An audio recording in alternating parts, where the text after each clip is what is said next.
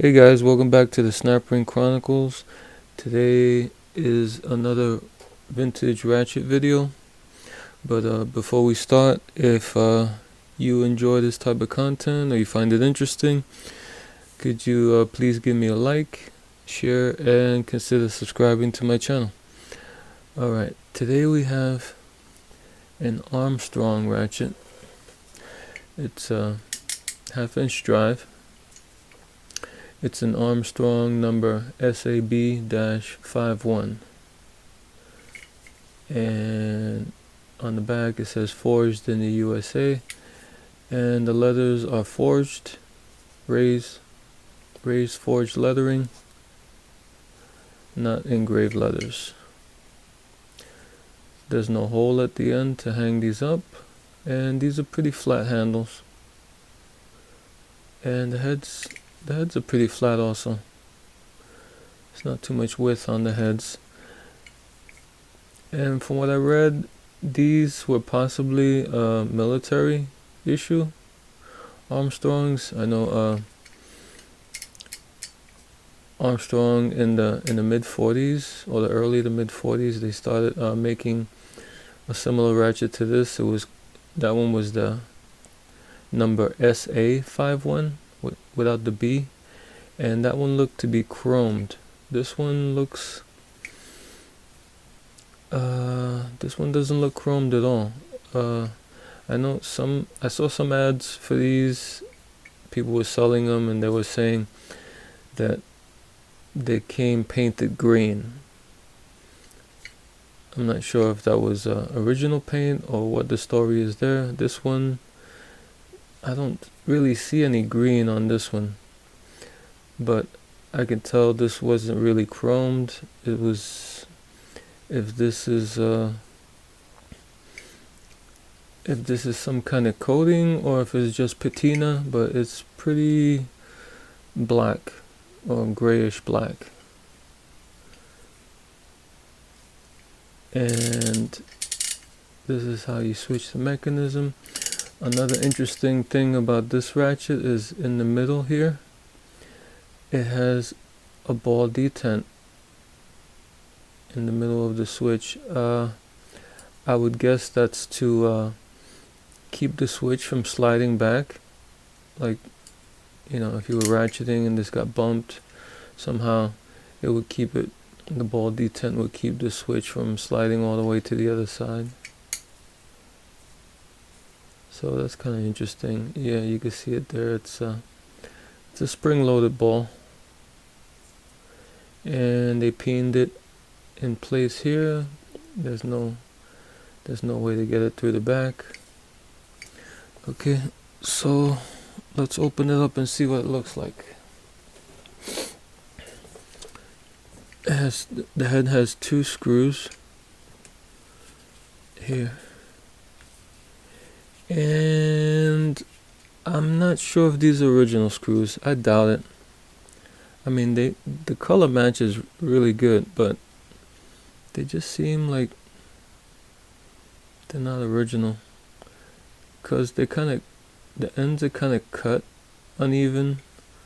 Like, this one didn't stick out as much, but this one here sticks out pretty far from the hole. So I don't know, they don't seem too uniform.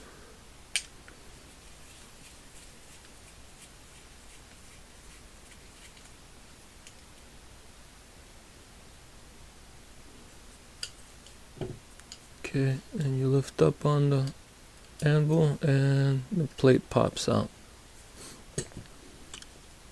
Here's the plate. There's no markings on this plate, no letters or anything like that.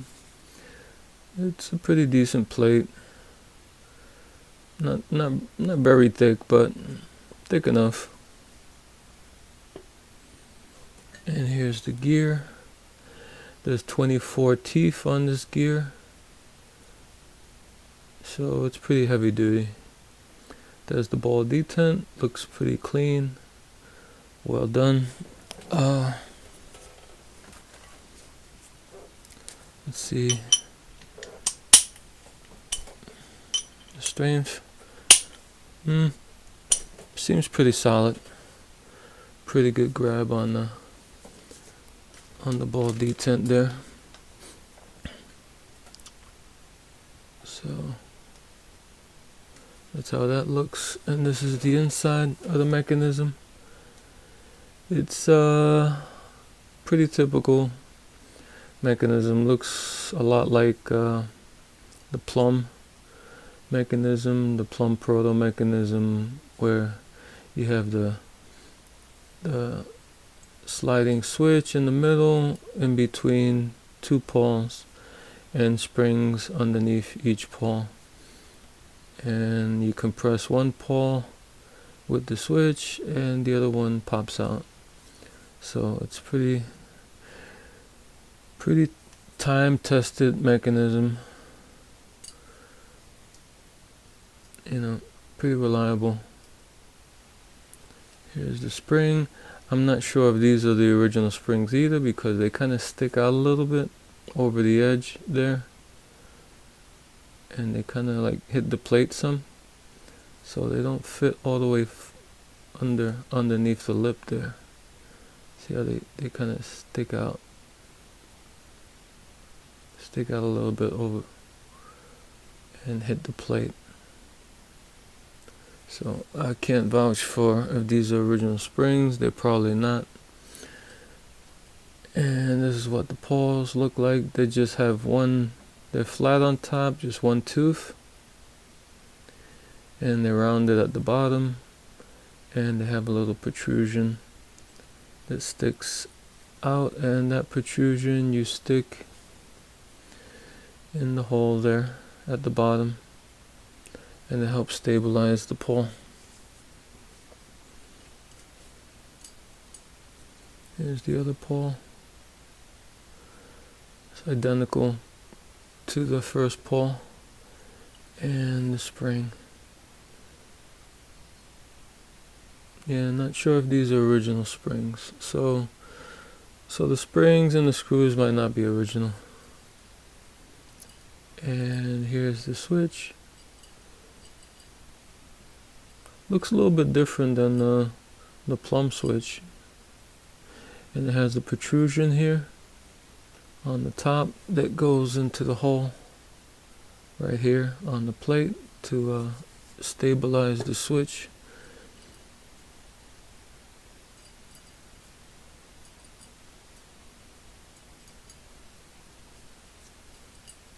And the switch is pinned in place, so I'm not going to remove that because I don't want any trouble.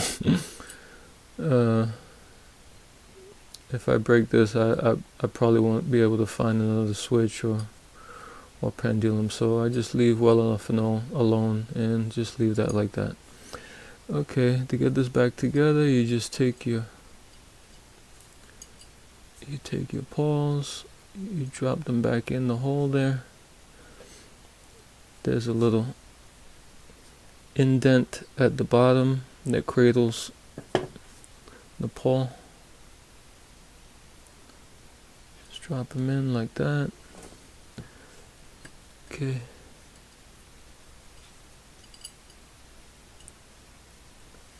You take your springs.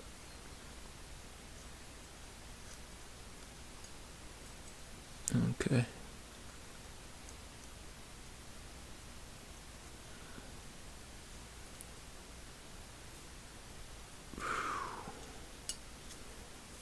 Alright.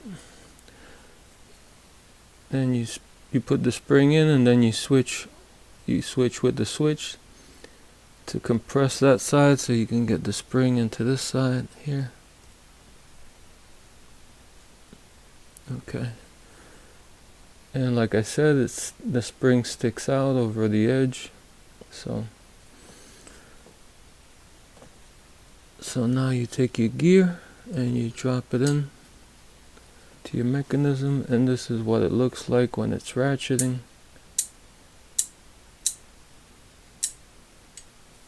And you switch it over, and this pawl gets out of the way, and then this one engages, And that's how it looks. Alright, now you take your plate, you drop it in. I can feel the spring interfering with the plate there a little bit. You drop your screws in. Screw that one in. And you see how that screw sticks out a good bit there? I think it wasn't cut very well. And you take your other screw and you drop that in and you screw that one down. Okay. And make sure it's switching. Yep, it's switching. Okay guys, that's the teardown and review of the Armstrong number SAB-51, forged in USA, most likely, probably military issue. Ratchet, could be World War II or maybe Korea. Alright guys, till next time, take care.